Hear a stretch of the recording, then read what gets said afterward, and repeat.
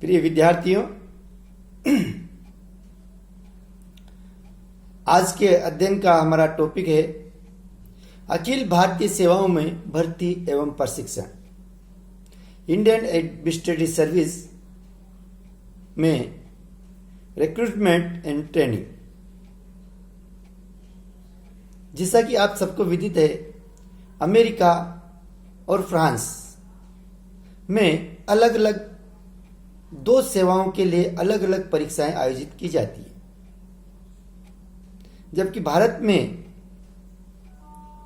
England की भांति एक ही संयुक्त परीक्षा का आयोजन किया जाता है, जिसे हम इंडियन सिविल सर्विस कहते हैं, और इसमें अनेक सेवाओं की भर्ती की जाती है। भारतीय सिविल सेवा में जो पात्रताएं होती है वो सामान्यतः पहली पात्रता है वह भारत का नागरिक होना चाहिए।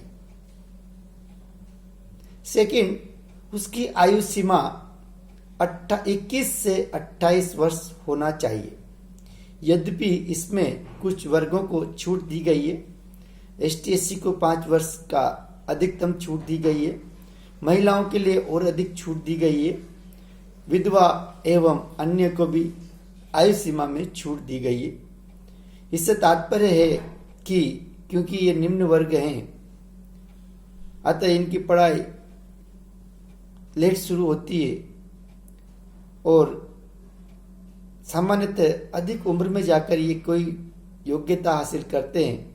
इस कारण से इन योग्यताओं में पिछड़ जाते हैं, इसलिए और इनकी संख्या भी कम होती है कंपटीशन में। इसको बढ़ाने के हिसाब से ही इनकी आयु सीमा में इनको छूट दी जाती है। थर्ड है न्यूनतम योग्यता। न्यूनतम योग्यता IAS इंडियन सिविल सर्विस की BA या उसके संक्षिप्त मानी जाती है। BA से तात्पर्य है बैचलर डिग्री, जो BCom भी हो सकती है, BSc भी हो सकती है, BTech भी हो सकती है, LLB भी हो सकती है। इस प्रकार से कई सारी जो BA की डिग्रियां हैं, उसके आधार पर कोई भी संबंधित योग्य उम्मीदवार अपना आवेदन कर सकता है, एग्जाम दे सकता है और इंडियन सिविल सेवा में भाग लेकर अधिकारी बन सकता है।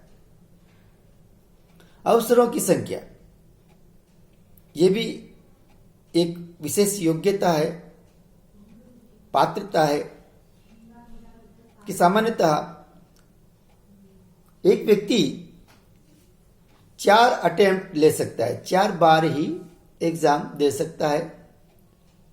इस एज में 21 से 28 वर्ष जो 7 वर्ष है, इसमें 4 एग्जाम दे सकता है। 4 वह एग्जाम से अधिक नहीं दे सकता।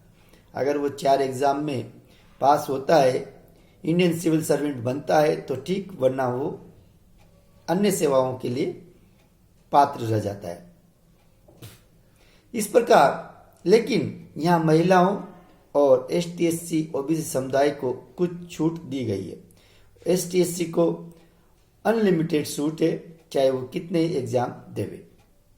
नेक्स्ट है परीक्षा योजना। इंडियन सिविल सर्विस की परीक्षाएं किस प्रकार की होती है? पहला है प्रारंभिक परीक्षा, जिसे प्रीलिमिनरी एग्जाम कहते हैं। ये 2 पेपर होते हैं जो वस्तुनिष्ठ होता है। एक पेपर में 150 अंक और दूसरे में 300 अंक होते हैं। 150 मार्क्स सामान्य GK एवं विज्ञान के होते हैं, जबकि 300 मार्क्स सब्जेक्ट के होते हैं। इसमें जितनी सीटें होती है उससे 10 गुना प्रत्याशियों का प्रारंभिक परीक्षा में क्वालिफाइंग माना जाता है। जैसे मान लीजिए 1000 सीट्स है तो 10,000 प्रारंभिक शिक्षा में एंट्री पाते हैं और 10,000 स्टूडेंट पात्र उम्मीदवार मेन एग्जाम देते हैं, और मेन एग्जाम में से फिर उनमें से 3 गुना हम इंटरव्यू के लिए बुलाते हैं। इसके बाद सेकेंड कैटेगरी आती है मुख्य परीक्षा और साक्षात्कार। मुख्य परीक्षा में हिंदी और इंग्लिश का एक पेपर होता है, जो प्राय 300 मार्क्स के होते हैं, टोटल 600 मार्क्स होते हैं। 1993 में एक निबंध भी जोड़ा गया जो कि थर्ड पेपर है, जिसके 200 मार्क्स होते हैं। सामान्य 10 के 2 पेपर होते हैं, फोर्थ और फिफ्थ, जो कि दोनों 300 मार्क्स के होते हैं। 600 मार्क्स के ये पेपर होते हैं। नेक्स्ट होते हैं ऐच्छिक विषय। आपको 4 ऐच्छिक विषय लेने होते हैं, जो प्रत्येक चारों 300 अंक के होते हैं, और उसमें जो मेन एग्जाम में पास होते हैं उनके 3 गुना, सीट के 3 गुना को मेन एग्जाम से पास करते हैं और इंटरव्यू के लिए बुलाया जाता है। साक्षात्कार में भी उनका जब होता है तो वो 300 मार्क्स का होता है, और उसमें मिनिमम मार्क्स भी जोड़े जाते हैं, और इन सब मार्क्स को जोड़कर 2300 मार्क्स हो जाते हैं। और इनमें से जो टॉप लेवल पे होता है वो इन सेवाओं में आता है। हिंदी और इंग्लिश की जो योग्यता है, वो जो एग्जाम संबंधी क्वेश्चन पूछे जाते हैं वो सेकेंडरी स्तर के होते हैं, जो कि एक अर्हकारी प्राप्त होता है। सेकंड, कुछ विषय एक साथ नहीं ले सकते, जैसे गणित एवं सांख्यिकी विषय को एक साथ नहीं ले सकते, इस पे पाबंदी है। पब्लिक एडमिनिस्ट्रेशन और पॉलिटिकल साइंस दोनों एक साथ नहीं ले सकते, दोनों में से एक विषय ही इंडियन सिविल सर्विस के विद्यार्थी को लेना होता है। प्रबंध और पब्लिक एडमिनिस्ट्रेशन भी एक साथ नहीं ले सकते। मैनेजमेंट और पब्लिक एडमिनिस्ट्रेशन, इन दोनों में से भी एक ही विषय का चयन अभ्यर्थी को करना होता है। नेक्स्ट है मानव विज्ञान और समाजशास्त्र। इनमें से दोनों विषयों में से भी एक ही विषय का चयन वो कर सकता है, और हर विषय का 2 पेपर होते हैं, ये आप सबको विदित है। साक्षात्कार के लिए 2 गिने उम्मीदवार को बुलाया जाता है, और उनमें से जो चयन होता है उसको कैटेगरी के आधार पर, परसेंटेज के आधार पर, मार्क्स के आधार पर उनको सेवाएं प्रदान की जाती है। नेक्स्ट है प्रत्येक प्रश्न पत्र की अवधि 3 घंटा होती है।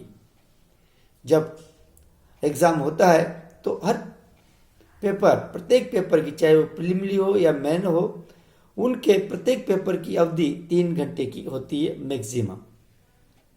साक्षात्कार का उद्देश्य, कई बार प्रश्न उठता है कि साक्षात्कार में धांधली होती है, भाई भतीजावाद होता है, अप्रोच लगाई जाती है। अतः ऐसी स्थिति में ये नहीं होना चाहिए। योग्यता का आधार केवल परीक्षा योजना ही होना चाहिए। लेकिन कुछ विद्वान कहते हैं कि केवल किताबी ज्ञान ही सब कुछ नहीं है। उसकी संवेदनशीलता, उसकी समाज सेवा की भावना, उसके अंतर्मन के भाव, इन सबको भी उसमें होना आवश्यक है। इसी को आधार बनाकर साक्षात्कार प्रणाली को अपनाया जाता है। इसके उद्देश्य हैं कि मानसिक क्षमता और व्यक्तित्व का मूल्यांकन किया जाता है, कि उसमें गंभीर डिसीजन लेने के लिए या तुरंत डिसीजन लेने के लिए, सार्वभौमिक या सबके हित के लिए डिसीजन लेना, और उनकी व्यक्तित्व का आकलन करना, ये परीक्षाओं से संभव नहीं है। ये मौखिक इंटरव्यू से ही पता लग सकता है। 1993 से सचित समिति की अनुशंसा पर साक्षात्कार का अंक अब आलोचना के आधार पर उसको 300 से घटाकर 250 कर दिया गया, अर्थात 250 से बढ़ाकर 300 व निबंध प्रश्न पत्र जोड़ा गया है।